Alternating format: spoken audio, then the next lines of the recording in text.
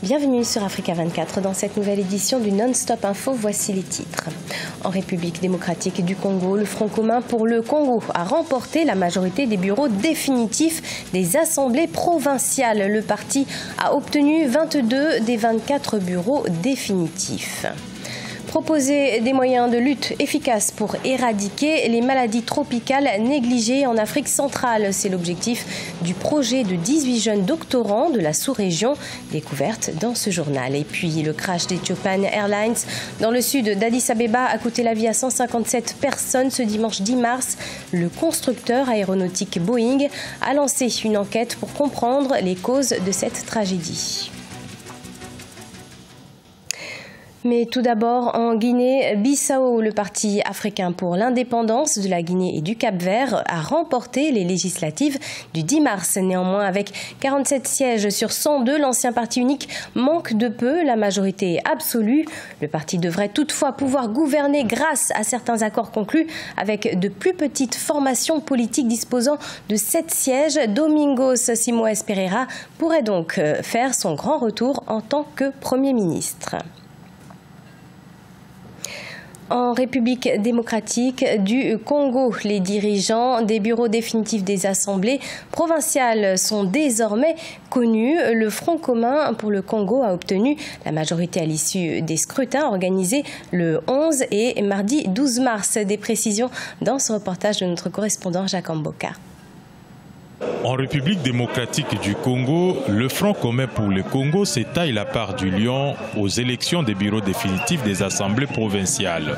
La famille politique de l'ex-chef de l'État Joseph Kabila rafle la présidence de 22 sur les 24 bureaux définitifs des assemblées provinciales à l'issue des élections organisées le 11 et 12 mars par la centrale électorale. Donc ça signifie que le FCC dispose des moyens de pression des plus à exercer sur le chef de l'État, parce qu'en vertu de la Constitution, il y a un partage des compétences entre le pouvoir central et les pouvoirs des provinces. Avec ces résultats, d'aucuns ne doutent pas de la victoire du FCC lors des élections des gouverneurs et sénateurs prévues respectivement les 15 et 26 mars 2019. Dans ces contextes, l'ex-chef de l'État Joseph Kabila, l'autorité morale du FCC, reste donc un acteur incontournable des enjeux politiques congolais. La gestion des provinces pourrait découler non pas de la vision exclusive du chef de l'État au regard de son projet de société, mais plutôt des idéaux du FCC portés, dirigés par le président honoraire Joseph Kabila. Notons que la coalition Lamuka de Martin Fayulu n'a conquis qu'un seul bureau dans la province du Congo central. C'est le même résultat réalisé par le camp pour le changement de Félix Tshisekedi et Vital Kamerhe.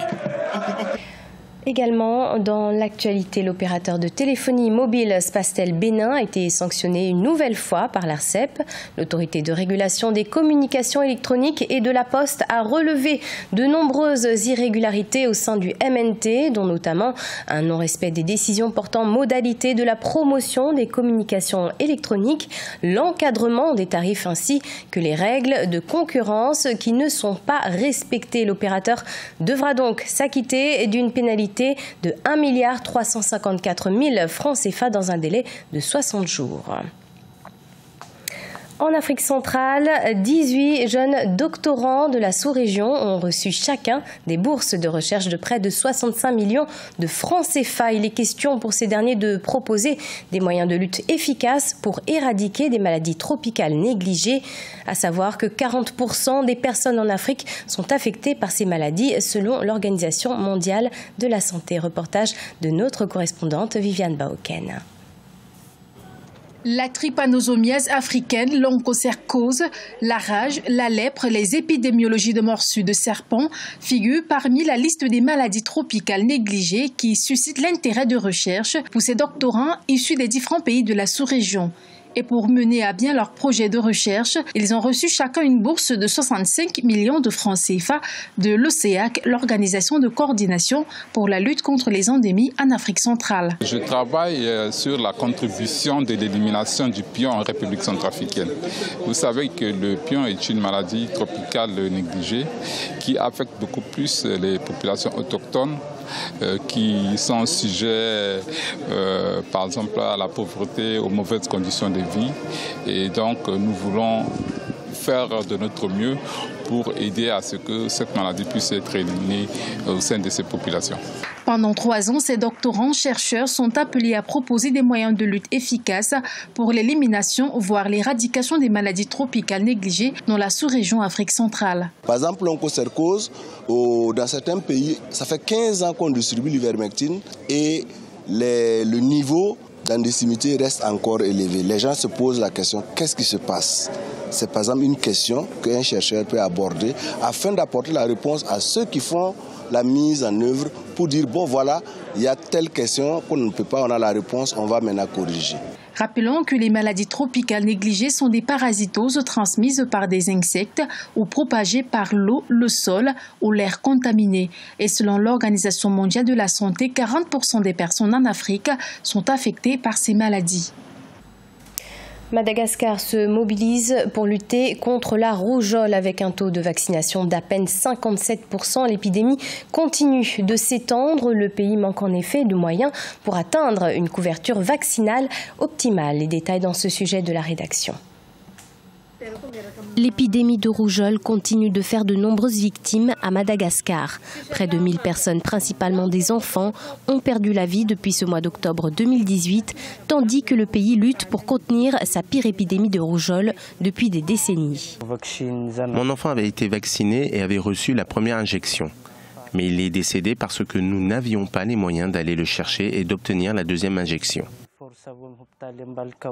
Après les 2 phases de la riposte vaccinale dans les 25 districts sanitaires ce mois de janvier et février 2019, le ministère de la Santé publique de Madagascar a annoncé le lancement d'une nouvelle campagne de vaccination. 1,2 million d'enfants issus de 22 sur les 67 districts que compte le pays pourront être vaccinés. La rougeole est un virus aéroporté hautement contagieux qui peut causer la cécité et le gonflement du cerveau. Ici, de nombreux parents parcourent des kilomètres à la recherche de coups.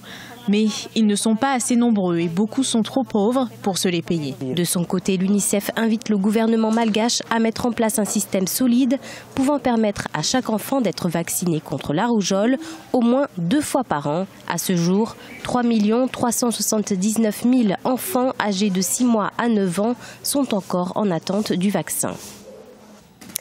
Que s'est-il passé sur le vol Ethiopian Airlines qui s'est écrasé quelques minutes après son décollage ce 10 mars? Une équipe technique sera déployée par Boeing sur les lieux de l'accident pour déterminer les circonstances du crash, un drame qui a fait 157 victimes. Cette intervention permettra d'analyser les données recueillies à partir des 2 boîtes noires de l'avion retrouvé ce lundi. Ange Bijou-Noméniou. Boeing enquête de réponse sur les raisons du crash d'Ethiopian Airlines. Pour faciliter les enquêtes menées dans le cadre de cette affaire, le constructeur américain annonce l'envoi d'une équipe technique sur les lieux du crash dans le sud d'Addis Abeba. Leur intervention devrait permettre d'analyser les données récupérées dans le poste de pilotage afin d'en tirer une conclusion. L'enregistreur vocal indique la communication qu'il y avait entre l'équipage du poste de pilotage et le contrôle du trafic aérien à Bole. Comme vous le savez peut-être, le commandant de bord a lancé un appel de détresse pour demander l'autorisation de rentrer à l'aéroport d'Addis Abeba, mais alors qu'il tentait de rentrer, l'accident s'est produit. Les 2 boîtes noires du Boeing d'Ethiopian Airlines ont été retrouvées lundi 11 mars 2019 après le drame qui a coûté la vie à 157 personnes. Selon un communiqué d'Ethiopian Airlines, les données de ces 2 boîtes noires devraient permettre d'établir les causes de l'accident. Les experts de l'aviation s'interrogent sur la fiabilité de cet avion, en particulier sur ses équipements de contrôle de vol. Ils ne doutent pas de la sécurité d'Ethiopian Airlines. Ethiopian Airlines fait partie des plus importants réseaux de compagnies aériennes au monde. Dans le classement Citrax 2018 du cabinet de conseil britannique éponyme, qui établit la liste des 100 meilleures compagnies mondiales, Ethiopian Airlines occupe la 40e place, ce qui en fait la meilleure compagnie du continent en termes de flotte, de chiffre d'affaires et de nombre de passagers.